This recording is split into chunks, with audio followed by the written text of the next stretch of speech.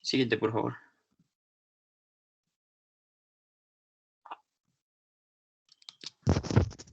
¿Me escuchan?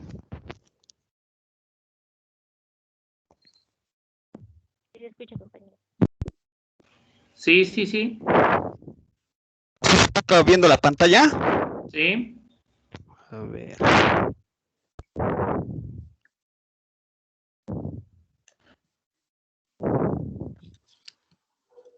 Adelante. Vamos con el diagnóstico.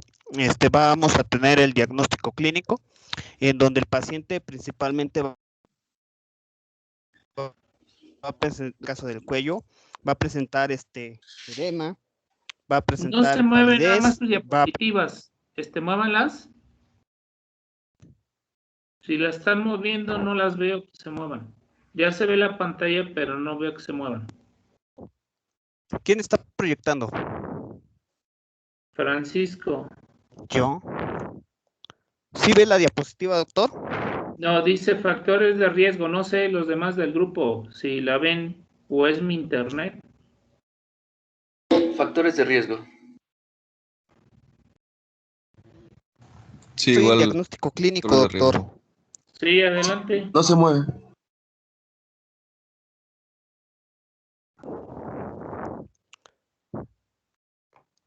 Sí, va a presentar también eritema, equimosis, va también a aparecer la apariencia benigna de inicio de la piel y seguida de signos evidentes de la necrosis, como lo podemos ver aquí. También va a haber presencia de gas, de ampollas y úvulas y presencia de también en gas en tejidos necrosados, y esto se va a detectar también por palpación e imagen. Aquí vemos ya. ¿Sí ven mi presentación? No se mueve tu diapositiva.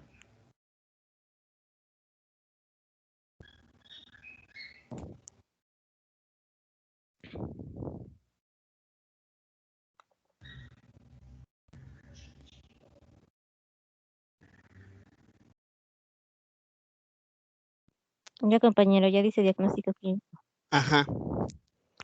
El diagnóstico clínico, los signos generales, van a haber palidez en la piel y mucosas.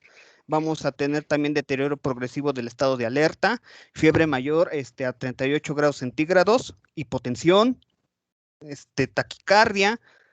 Vamos a tener también agitación psicomotriz o delirio, abscesos metastásicos o émbolos sépticos o en siembras a distancia, falla multiorgánica y en este caso, choque. Para el diagnóstico por tiempo de instalación se recomienda investigar los datos clínicos. Ahora nos vamos con los datos en las primeras 24 horas, que vamos a tener trauma menor o lesión dérmica, dolor en el área de la lesión, dolor que no va acorde a la magnitud de la lesión, síntomas sugestivos de virosis, en este caso puede tener fiebre, confusión, vértigo, debilidad en general. Va a tener también deshidratación y el síntoma de mayor combinación de todos estos síntomas, que el paciente se va a sentir peor, aún más peor cuando vayan precisamente avanzando la enfermedad. La progresión de los 3 a 4 días, vamos a tener dolor o edema de erupción color púrpura o violáceo. En el cuello se presentan áreas de coloración oscuro de ampollas llenas de líquido negruzco y la herida se torna necrótica de un aspecto azulado, blanco oscuro y abigarrado o escamoso. Los síntomas más críticos, vamos a tener hipotensión grave, choque séptico y alteraciones del estado de alerta. Y en pacientes con infección orofaringea se presentan fiebre, disfagia, dolor torácico, malestar general, toxicidad grave y edema en el cuello. En todo paciente inmunocomprometido, en este caso en pacientes que aún así padezcan VIH o diabetes u otro tipo de enfermedad, se debe de extremarse las precauciones. El diagnóstico diferencial.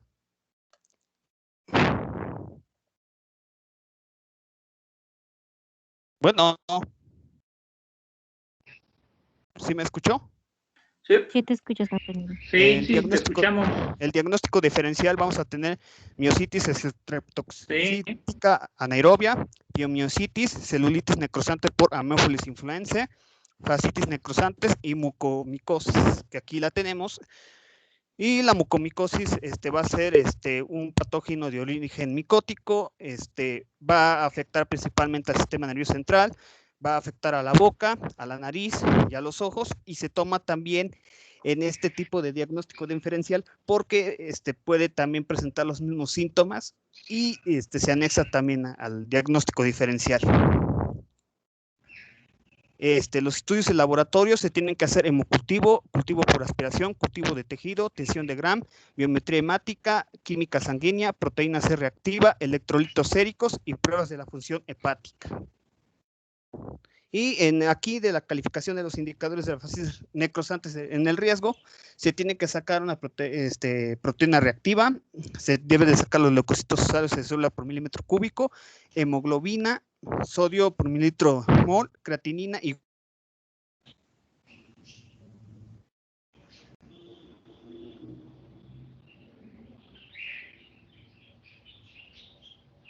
Ya no se escucha.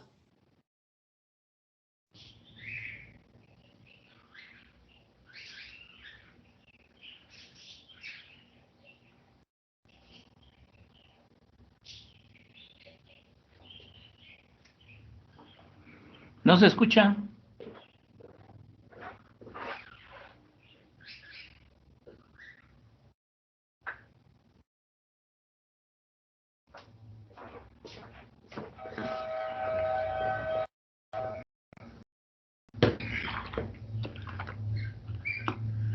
¿Alguien que lo apoye, Francisco?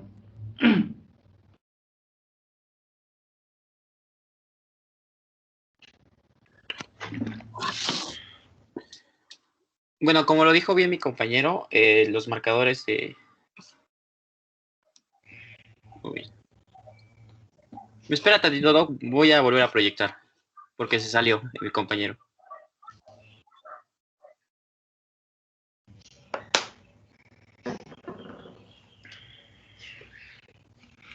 Hay una clasificación del LENIREC, en la cual se toman en cuenta mucho, en este caso, de los pacientes con fascitis necrotizante. Hay un puntaje en la cual si tiene más de 6 puntos, me va a generar pues, diagnóstico confirmatorio. Aunque mencionen en los libros lo que es el hecho de una biopsia, tomografía y todo eso, el diagnóstico realmente es clínico, por la presencia tóxico infeccioso del paciente, que ya puede llegar a tener daño renal, daño hemodinámico, daño pulmonar incluso, si es que ya tenemos datos de mediastinitis. Y bueno, aquí lo importante de esto es, cuando llega el paciente a urgencias, no crean que tiene unas horas. Ya tuvo que haber pasado mínimo 5 días a la fecha para generar todo este proceso toxinfeccioso. Entonces, la labor realmente en este caso del urgenciólogo es estabilizar hemodinámicamente y tratar, mejorar con el apoyo de aminas, y pedir la interconsulta con los servicios correspondientes, ya sea infecto o lo que es cirugía general, para tratar de hacer el procedimiento quirúrgico. De entrada, lo que tenemos que hacer es hacer fasciotomías, hacer cortes y tratar de limitar el problema infeccioso para que no continúe total el problema generándole ya. Ahora, hay cierto tipo de pacientes, dependiendo su estado inmunológico, dependiendo del estado de clasificación del LENIREC, es la evolución y el pronóstico de los mismos. Hay veces que tenemos pacientes que ya tenemos una mediastinitis, incluso podemos llegar a tener hasta enfisema hasta la región inguinal o hasta la región escrotal por la diseminación a nivel de lo que es mediastino posterior. Entonces va a depender mucho de eso. Desafortunadamente los procedimientos quirúrgicos aquí no tomamos en cuenta líneas estéticas, no tomamos en cuenta algún sitio de abordaje, la cara. Por ejemplo, en las mucormicosis podemos hacer resecciones de lo que es nariz completa, maxilares, el techo de la boca, podemos hacer resecciones mandibulares. A nivel de lo que es la fascitis necrotizante por el grupo Vídeo, pues a veces llegamos a hacer amputaciones o desarticulaciones. ¿Por qué? Porque el problema infeccioso avanza de manera rápida.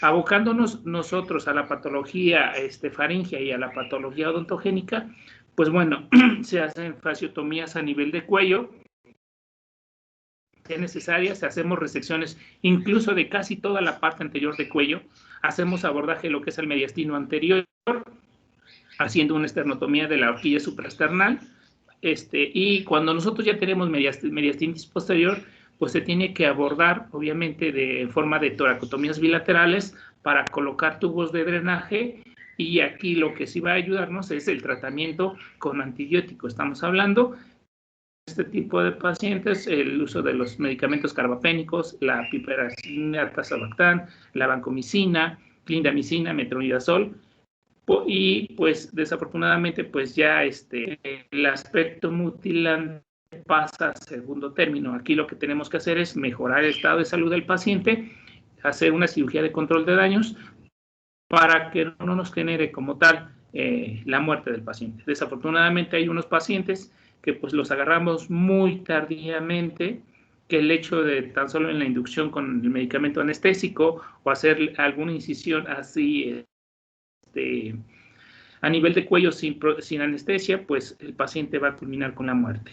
Ahora, las complicaciones. Tenemos las complicaciones de los procesos infecciosos superficiales, como son lo que son la trombosis del seno cavernoso, la trombosis de la yugular interna. Podemos llegar a tener incluso pérdida de lo que son glóbulos oculares, pérdida de lo que son pabellones auriculares, y pues realmente lo que se trata de hacer es autolimitar el daño. Cuando los agarramos con un problema bien autolimitado, pues les va un poquito mejor, hasta incluso estéticamente. Ahora, no sé si tengan alguna pregunta, chicos. La clasificación que dijo es L-RINEC, así la busco. Ajá. Es que encontré una, no sé si es esa. Sí, sí es esa. Obviamente toman en cuenta varios parámetros para determinar la clasificación, y son parámetros que se utilizan mucho en lo que es en terapia crítica o en el servicio de urgencias. Realmente cuando nosotros vemos un paciente ya con un problema de fascitis, de enfisema, de necrosis, de ámpulas serosanguinolentas, pues realmente estamos ante un paciente que ya tardó más de 5, 6, 7 días, y que pues bueno, esto me conlleva a que el paciente ya se deterioró, incluso ya puede llegar hasta con fallas, incluso fallas mecánicas, fallas multiorgánicas, y que pues va a comprometer la vida del paciente. De hecho, uno tiene que abordarlo antes de someterlo al procedimiento, que es una cirugía de control de daño, no es una cirugía curativa. Y el manejo posoperatorio van a ser curaciones con aseos quirúrgicos frecuentemente, hacerle una traqueostomía. Son pacientes que van a tardar un poquito lo que es en la unidad de cuidados intensivos. No sé si tengan alguna pregunta, chicos.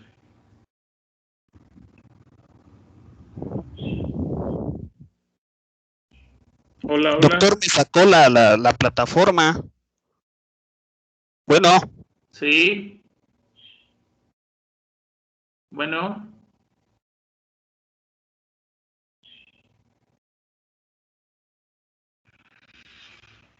¿Alguna pregunta que tengan, chicos? Nada, Doctor, yo tengo ¿Podemos ir quitando el tema y pasar al siguiente, de favor?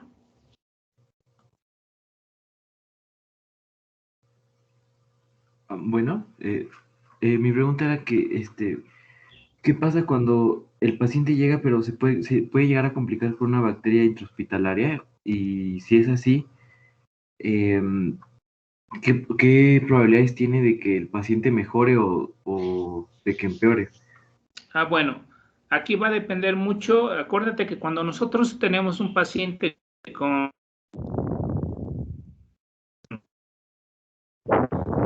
metabólica, el trauma, en la cual van a generar diferentes síntomas y signos en el paciente. Entonces, se lleva a un estado hipercatabólico en la cual utiliza la energía para lo que es los procesos infecciosos, el problema de tipo local. Pero bueno, a lo que vas o a lo que mencionas tú. Bueno, ¿qué pasa si mi paciente ya tiene 25 días en terapia intensiva?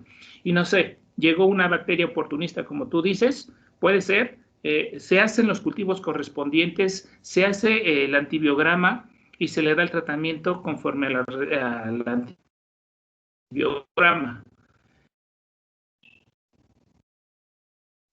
Gracias, doctor. Sí. Disculpe, ¿Alguna otra doctor, pregunta? ¿podría repetir lo último? Tenga. Porque ya no se escuchó. Sí, en este caso, cuando mencionas, compañero, ¿qué pasa si mi paciente ya tiene muchos días en terapia intensiva y llega una bacteria oportunista o intrahospitalaria? Se toman, porque obviamente no va a ser el único paciente que va a estar infectado, van a ser muy seguramente 3, 4 del mismo piso de la misma ala. Entonces se toman los cultivos correspondientes, ya sea hemocultivos, secreciones, orina, y a partir de ahí ya se hace el antibiograma y se le da el tratamiento conforme al antibiograma. Pero aquí lo importante de esto es apoyarlo con medicamentos, con tratar de contrarrestar esa respuesta metabólica. Acuérdense ustedes que la respuesta metabólica trata de curar a su organismo, pero también al tratar de curar al organismo puede generar y puede potenciar daños a otros órganos por la respuesta inflamatoria. Entonces, lo que tratamos de hacer es que esa respuesta inflamatoria no sea tan agresiva para que no les genere daño a ustedes. De acuerdo, doctor, gracias. Sí. Adelante. Bueno, buenos días, doctor. Buenos días, compañeros. Vamos a presentar traumatismo, heridas y contusiones del cuello. Nuestro equipo está conformado por García Zúñiga Lucero Paola y su servidora Galavis Portillo Alma Berenice. Siguiente, por favor. Bueno, como introducción vamos a tener que la patología traumática de cuello va a ser de relevancia porque es una región con estructuras cuyas lesiones pueden causar la muerte. Bueno, su abordaje va a requerir de un diagnóstico oportuno y certero y para así manejar las lesiones adecuadamente y aumentar la sobrevida de nuestro paciente. Y bueno, existen mecanismos de protección del cuello que hacen relativamente poco frecuentes las lesiones de esta región, como son la flexión de la cabeza sobre el tronco y la elevación de los hombros. Siguiente, por favor. Bueno, en cuanto a definiciones, tenemos que el trauma de cuello es toda la lesión traumática que afecta a la región comprendida entre el borde de la mandíbula y la base del cráneo para su límite superior, y en su límite inferior va a ser del borde de la clavícula a la séptima vértebra cervical. Bueno, una herida se define como una pérdida de continuidad de estructuras corporales causadas por una lesión física, y una contusión se define como un traumatismo no incisivo sobre el cuello. Siguiente, por favor. Bueno, vamos a tener que el trauma de cuello se puede clasificar con base a dos criterios que tienen implicancia en la toma de decisiones. En primer lugar, es importante establecer el mecanismo del trauma, que puede ser cerrado o penetrante, y en segundo lugar, la secuencia y la complejidad. Bueno, las heridas penetrantes representan entre el 40 y 60% de las consultas relacionadas con el trauma de cuello, y el 30% de estas van a presentar lesiones de más de un órgano. En cuanto a la mayor incidencia, que es del 50 al 70%, las penetrantes se producen en zona 2 del cuello, aunque las de mayor mortalidad son las heridas en la zona 1, porque causan muerte por exsanguinación. En lo que respecta a las estructuras lesionadas, la lesión vascular es la de mayor frecuencia y esta va a ser seguida por las lesiones del tracto respiratorio. En cuanto a las lesiones esofágicas, van a ser de baja frecuencia, pero el diagnóstico tardío es una causa importante de muerte y mortalidad. Siguiente, por favor. Bueno, vamos a tener que para este tipo de patologías el cuello se divide en 3 zonas, que son las zonas de Monson, y estas van a tener sus límites anatómicos. Va a la zona 1 de las clavículas al cartílago cricoides, y las estructuras que contiene son arterias vertebrales y carótidas proximales, principales vasos torácicos, mediastino superior, pulmones, esófago, tráquea, conducto torácico, médula espinal. Y para la zona 2 va del cartílago cricoides al ángulo de la mandíbula, y las estructuras que contiene son arterias carótidas y vertebrales, venas yugulares, esófago, tráquea, laringe, médula espinal. Y en la última zona, que es la zona 3, va del ángulo de la mandíbula a la base del cráneo. Y las estructuras que contiene son arterias carótidas y vertebrales, distales, la faringe y la médula espinal. Siguiente, por favor. Bueno, vamos a tener que en la zona 1 es la de mayor mortalidad, hasta un 12%, y en esta se puede afectar al mediastino, grandes vasos intratorácicos y el árbol traqueobronquial. En la zona 2 va a ser una zona anatómica más frecuente afectada, tanto en ámbitos civiles como en áreas de conflicto armado. Y para la zona 3, las lesiones en esta zona pueden causar secuelas neurológicas centrales, como puede ser coma, hemiparesia, afasia, y también puede haber lesiones de los pares craneales. Siguiente, por favor. Bueno, vamos a empezar con trauma cerrado. Siguiente, por favor. Bueno, vamos a tener que los traumas cerrados de cuello generalmente son ocasionados por accidentes de tránsito y estos van a ser muy difíciles de manejar. Bueno, las lesiones esqueléticas o musculares se van a reconocer fácilmente, entre otras graves que no se detectan tempranamente. Puede haber lesiones de la íntima de la arteria carótida y lesiones de raíces nerviosas o del plexo braquial en el paciente en coma. Bueno, se va a tener en cuenta, en primer lugar, la protección de la vía aérea, incluso si inicialmente nuestro paciente no presenta alguna sintomatología. Siguiente, por favor. Bueno, vamos a tener que la región cervical va a contener una concentración de elementos anatómicos críticos, en los que incluyen también estructuras vasculares, respiratorias, digestivas y neurológicas. Y para el manejo de estas lesiones, en esta región se ha dividido en 3 zonas de sentido caudal a craneal, que son las zonas de Monson que anteriormente les mencioné. Siguiente, por favor. Bueno, en el trauma cerrado del cuello hay una categorización y será simultáneamente con la atención inicial y la evaluación de la vía aérea para así descartar una lesión de la columna cervical. Y este va a estar dividido en 4 grupos. El grupo 1 va a ser si hay hematoma o laceración laringotraqueal sin fractura de laringe o tráquea y el compromiso respiratorio va a ser mínimo. En el grupo 2 hay edema, hematoma, laceración de la mucosa con exposición del cartílago y con leve o moderada dificultad respiratoria. En el grupo 3, edema difuso, gran laceración de la mucosa y la exposición del cartílago con posible fractura. Esta puede ser desplazada o no. Una inmovilidad de las cuerdas vocales y va a haber ya un compromiso grave de la vía aérea. Y para el grupo 4 va a haber una lesión con disrupción laringotraqueal y esta va a ser una urgencia prehospitalaria con una alta mortalidad. Siguiente, por favor. Bueno, para nuestro cuadro clínico se puede llegar a producir una lesión de la arteria carótida y esta se puede originar cuando este vaso es sometido a una tensión o es comprimido contra las vértebras cervicales y va a ocurrir el desgarro de su capa íntima. También una lesión cervical grave se caracteriza por los siguientes signos, que son hematoma de uno de los triángulos superiores del cuello, síndrome de Horner, crisis isquémicas transitorias, puede haber también un intervalo lúcido o monoplegia y hemiplegia con plena conciencia. Siguiente, por favor. Para el diagnóstico de estas lesiones, en la exploración inicial se debe de evitar la manipulación del cuello hasta que la estabilidad de la columna cervical esté asegurada. Bueno, vamos a tener que la laringoscopía flexible va a permitirle evaluar la permeabilidad de la vía aérea superior, la movilidad de las cuerdas vocales y la integridad de la faringe y la endolaringe. Y la realización de un tránsito faringoesofágico va a ayudar a confirmar el diagnóstico. También nos puede ayudar una radiografía o un ultrasonido y también se puede tomar una tomografía y resonancia magnética nuclear y estas van a adquirir en tal situación un valor diagnóstico y evolutivo. Siguiente, por favor.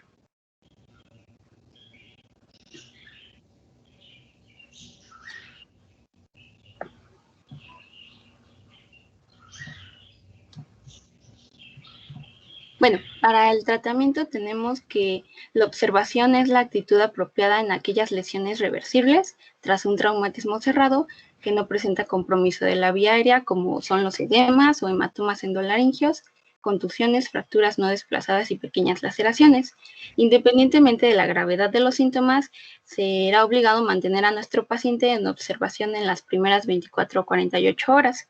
En cuanto a los pacientes con buena permeabilidad aérea que presenten grandes laceraciones faríngeas o fracturas laríngeas desplazadas o lesiones severas de tejidos blandos, estos van a ser candidatos a una reparación quirúrgica. Para los pacientes que presentan una obstrucción de la vía aérea necesitarán de un manejo inmediato. En esto se va a evitar la intubación orotraqueal. Eso no solo por la dificultad a la hora de visualizar correctamente la vía aérea, sino también porque el traumatismo añadido que supone. Y para esto se va a indicar la realización de una traqueotomía. Siguiente, por favor. En cuanto a los pacientes que tienen perforaciones de gran tamaño, precisarán de un cierre quirúrgico y en este se puede ser necesario el uso de algún colgajo. En los pacientes con perforaciones de escaso calibre con extravasación de contraste, se va a optar por un tratamiento conservador con antibioterapia, alimentación enteral por sonda nasogástrica, vigilancia estrecha para descartar la presencia de complicaciones infecciosas. Siguiente, por favor. Bueno, para continuar con heridas penetrantes, vamos a empezar con las lesiones de la vía aérea. Estas van a constituir en el menos del 1% de consultas por trauma, y esto se debe a que hay un mecanismo de protección, el cual es la flexibilidad de los cartílagos por el músculo esternocleidomastoideo, la clavícula, el esternón y la mandíbula. Hay que recordar que el manejo de la vía aérea es primordial, dado que hay un alto riesgo para que llegue a la muerte. Si nos enfocamos en las lesiones laringotraqueales, estas constituyen del 2 al 5%. Tiene una tasa de mortalidad del 2 al 15% y estas se detectan por exploración física. Los pacientes con signos duros requieren control urgente de las vías respiratorias e intervención quirúrgica. Y los que tienen signos blandos, que son en el 18% de los pacientes con lesión cervical penetrante, de estos solamente el 15% se diagnostica con una lesión laringotraqueal. El cuadro clínico, pues primero es importante identificar las diferencias entre un trauma cerrado y penetrante. En el cerrado, el signo más característico es un enfisema subcutáneo, seguido de sangrado oral y ronquera, mientras que en uno penetrante es el sangrado externo, pérdida de aire por herida y en el enfisema subcutáneo. El diagnóstico se hace por alta sospecha. Tenemos que basarnos en la cinemática del trauma, además de que esto va a estar asociado con otras lesiones como es el trauma cráneoencefálico, espinal, facial, neumotórax y lesión vascular. Además vamos a poder encontrar los signos y síntomas que son clasificados como criterios mayores o duros y menores o blandos. Bueno, pues los criterios mayores son el enfisema subcutáneo, estridor laríngeo, disnea, hemoptisis y sospecha de separación cricótica. Esta sospecha es cuando el paciente pues, tiene imposibilidad de tolerar la posición supina o con la extensión del cuello. Y los criterios menores son disnea, ronquera y aumento de tensión local. Para el diagnóstico, pues los métodos más utilizados son radiografía simple, tomografía, broncoscopía y laringoscopía. En la radiografía simple, pues un test inicial es tomar una lateral del cuello.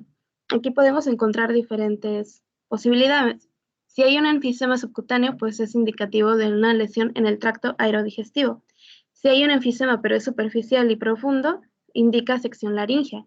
Y si hay un enfisema profundo o neumomediastino, puede indicar una lesión en la tráquea. Aparte, si encontramos alguno de estos signos, pues nos podemos apoyar mediante una AP.